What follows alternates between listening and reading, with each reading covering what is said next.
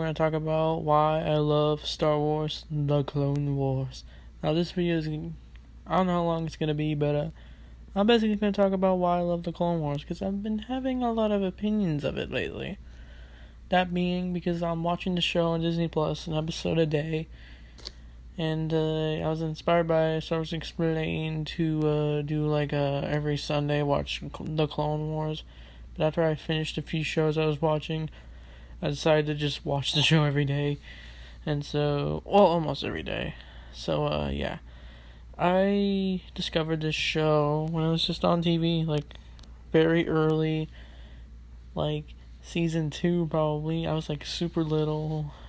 You know what? It was probably season 1, because I had this DVD of the first few episodes that aired on Cartoon Network, and dang, I loved it. I still own that DVD, even though it's old. And, yeah. The reasons why I love this show is because of more for nostalgia reasons. Because I feel this is how I honestly feel about the Clone Wars. I feel like there's some episodes that are slow, and then there's some episodes that pick up the pace of what's going on. I like how the show has structure. There's a few episodes that have this going on, and then the next few episodes have this going on. Certain characters are in certain arcs, and it's all connected. Season 1, it kept on going. The Jedi are trying to find General Grievous, and the political leader, Newt Gunray. It just keeps going, and it's just entertaining. Just the hunt for Grievous, that's what it feels like. And it's just fun seeing all these characters, and people are always saying, oh, the 2003 Clone Wars animated show was better. I think this show is better because there's more. I feel like both shows have passion, but this show is just trying to go more in depth with the characters. That's probably why they wanted to reboot it, because after the Clone Wars micro series came out, Revenge of the Sith came out, and and they decided to just change it up a bit. And people are always oh, they retconned some of the old Clone Wars stuff. Oh, come on. Those stuff is always still Star Wars, though, just like this show. This show has a full cast, full characters, for sure. And, I feel like the problem with the Clone Wars 2003 show was just, the characters weren't really in-depth. They were kind of just straightforward, one-note characters that were just fighting. I'm not saying that's bad, because I love the 2003 show. I really do. I can honestly make a video on why I love that show. But the Clone Wars, they actually show characters interacting more, them getting along or not getting along. We know who's the bad guys. We know who's the good guys. And yeah. And people would probably complain about the animation style in this show. I feel like it's clunky at times, especially with the Clone Wars movie, but I feel like as each season goes on, it gets better and better. Now, animation is hard. That's what I feel like. Now I'm going to talk about everything I love about this show. I just feel one of the reasons why I love this show is the dynamic between Ahsoka and Anakin. It's very fascinating. It shows one of the reasons why Anakin was driven to the dark side in the first place, because the Jedi Council was so unfair towards him, and also they didn't do anything to help his mother, and also because they didn't trust Ahsoka when she was framed for bombing the Jedi Temple. I love that Ahsoka's walkabout arc, whatever it's called. It's simple. It's very engaging, and yeah, it just shows the true colors of the Jedi Council as Anakin's frustrations are revealed. And and I feel like each Jedi has a moment to shine. Obi-Wan, he's always got his one-liners, and the voice cast too, it's amazing. We got James Earl Taylor, he's amazing as Obi-Wan. Matt Lander, every time I think of, if I'm reading a book or a Star Wars comic, if I was hearing Anakin's voice, I would picture Matt Lander's voice. Not saying I wouldn't picture Hayden Christensen, but I don't know why, but I really like Matt Lander as Anakin. Even though the man had surgery recently, I'm glad he's recovering. But, yeah.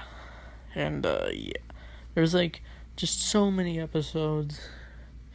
And, when I was little, my dad would buy me like Star Wars, Clone Wars magazines. He would like bring them home, and I would go check them out. And they had like puzzles. They had like character bios. You can even have giveaways if you entered contests. They even showed fan art. They even showed awesome comics that are actually connected to the show. They're not canon anymore, but they're still cool. Those were always fun to read. And I don't know why, I can fondly remember each episode I watched, because I tried to catch up with this show as often as I could.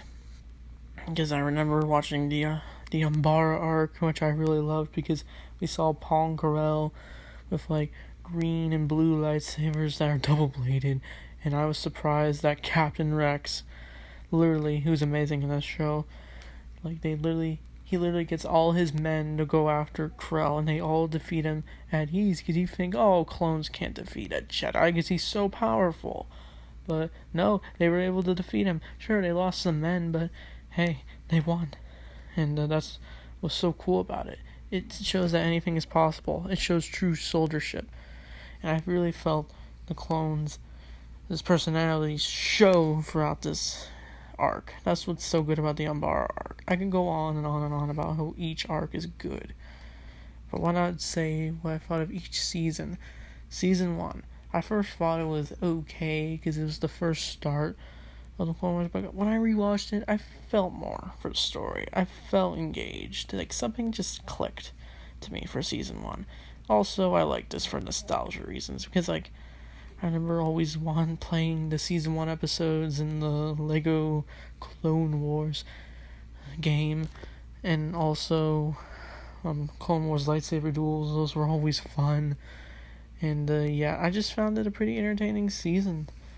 And season 2, I felt like most engaged with the holocron episodes, where like Cad Bane's trying to find the holocron, and then like it just leads to this, and Anakin has to rescue Ahsoka by opening a holocron, and then it's like at ease.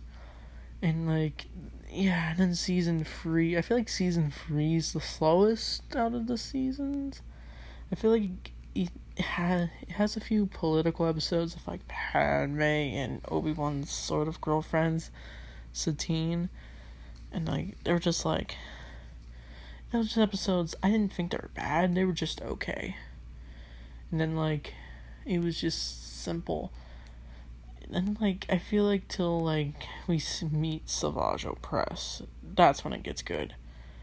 There was also some filler episodes with like R2-D2 and C-3PO. Those ones were fine. Something connected me because I'm watching it in chronological order, and like I realized it was setting up for the Cad Bane hunting for Zero arc, or Zero the Hutt, and it leads to the Obi-Wan and Quinlan Vos episode. I'm sorry to keep jumping between seasons in this show, but yeah, and like it gets better. And then there's the Mortis arc. I thought that was okay. It was weird, different. I can't tell if it's like, because like the son, daughter, and father, I don't know. But I feel like what really got my attention for that season was when Savage Opress is told to go find Darth Maul, and you just go, ooh, and you're probably anticipating season 4, like, where are we gonna see Darth Maul? Are we gonna see him? And then like season 4, I think it was a little slow, like the underwater arc, whatever it's called, Mon Calamari.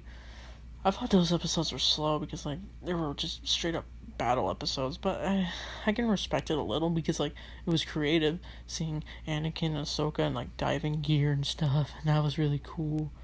And it's entertaining. Like the season keeps going, and then the next few slows it down a bit with R2 and 3PO, like just having their own mini arc.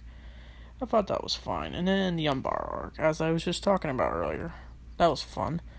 And then it's the slave arc. I thought that one it was alright. It was like, well, not alright. It was entertaining. I really liked the whip things in those episodes, and we could see a scene between Anakin and Dooku. That was really cool. And then I'm currently on a few other episodes. I'm almost done with the season. And then season 5, I really felt is the best season. Because I felt engaged with each one. Like, Anakin teaming up with the, rebel-like force of Saw Gerrera. And then we learned how Saw Gerrera's sister died because Saw Gerrera's in Rogue One. And so, it's cool. And then, we meet the Padawans. And they, have, Jedi lightsaber crystals. And those were really cool. We get to see these kid-like characters hang out with Ahsoka and then go on, some daring adventure. And we get to learn more about lightsabers. And then the D-Squad arc with R2-D2. I like how it opens with R2. And, the titles are blue. And R2 dies in the last episode of the D-Squad arc, but then he gets rebuilt. No one ever talks about that for some reason. We also get a pink R2-D2, and that was cool. I'm basically explaining the whole show at this point. And then when it gets really good is when we get to see the episode of Darth Maul, where Darth Maul is back and he's forming his own criminal empire. And the Darth Maul episodes from season 4 were really good because we get to see Darth Maul again, played by Sam Witwer, and Sam Witwer is amazing as Darth Maul. And we also get to see, and probably the best lightsaber duel in the whole entire show, besides Ahsoka versus Maul in season 7. Darth Maul versus Darth Sidious. When he's got 2 lightsabers and Savage Opress dies, and you're just like, what? You kind of knew he was going to die anyway. And then the Ahsoka walkabout arc. Sorry, I stumbled. And that one was really good. It's just amazing foreshadowing. I get chills every time I see Anakin and Ahsoka leave each other, saying goodbye after accepting Ahsoka's leaving the Jedi Order. And then the show got canceled, unfortunately, because I didn't really watch the show after season 4. I didn't really know when it was on. And yeah. And then season 6 came out and on Netflix, and I wanted to watch it, but no, I rented it on DVD. It was at my library. And the ones that were really good were the Fives episode, where Fives is going on a conspiracy to find out the truth behind the inhibitor chips. That one was really good, because it's good foreshadowing of Order 66, because Revenge of the Sith almost could have happened because of Fives. But no, unfortunately, because they gotta follow continuity. So yeah, Fives dies, and it's a really powerful moment. And then next is a Padme episode, where we see her boyfriend, well, not boyfriend, a guy that likes her, Clovis, and I thought he was always scummy, and he still is in this episode. And then the episodes kind of slow down a bit when we see Mace Windu team up with Jar Jar, and you're probably saying, I'm gonna hate on Jar Jar, and I'm good. And then the last few are just Yoda going on a vision quest. We also get an episode of Dooku versus Anakin and Obi-Wan. And then the last few episodes are just Vision episodes. I thought those episodes were okay. It was nice seeing Darth Bane. And so, yeah. And then a few years later, we got season 7. Because when I think I mentioned this before on the channel, that when I saw a Clone Wars trailer pop up on my YouTube feed, I had no clue what it was. I'm like, why is there a Clone Wars trailer? And then I watched it and I go, oh no. Oh yes. Clone Wars Season 7. And then we got it 2 years ago when the pandemic happened. And then we got to see the Bad Batch. I thought those episodes were entertaining a little bit, but it felt like straightforward action. Even though the characters got their own show. Still like that show, by the way. And then the Ahsoka on Coruscant arc, where she hangs out with these 2 sister twins. It was originally going to be in Season 6, I'm pretty sure. But, yeah, it got changed a lot, which is fine. I thought those episodes were boring. It was only because I just didn't find them entertaining. I just thought it slowed the show down a bit. I did like the twins, the sisters in this show. They didn't bother me, even though some people don't like them. I personally find them okay. And that's when the show gets amazing. The Siege of Mandalore Arc, which was originally going to be the finale to the show, I think I've already talked about it. Amazing stuff. Amazing Revenge of the Sith parallels, amazing emotion towards the end. It just proves how in-depth the Clone Wars is, because the writers care about the Clone Wars. They care about the stories of these characters. Mainly Ahsoka and Anakin and Obi-Wan, and Darth Maul, of course. But yeah, everyone's just amazing in this show. Like, everyone, like I said, gets a moment to shine. Now, I feel like my only issue with the Clone Wars is there's some slow episodes. Like, there's some episodes that slow the story down, but then it picks back up. So that's my honest opinion of the Clone Wars. I basically reviewed the whole show. Maybe I'll review episodes, but just, well, all to let you know how amazing the Clone Wars is.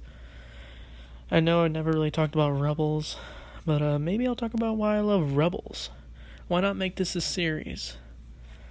So, yes, that's my opinion on the Clone Wars.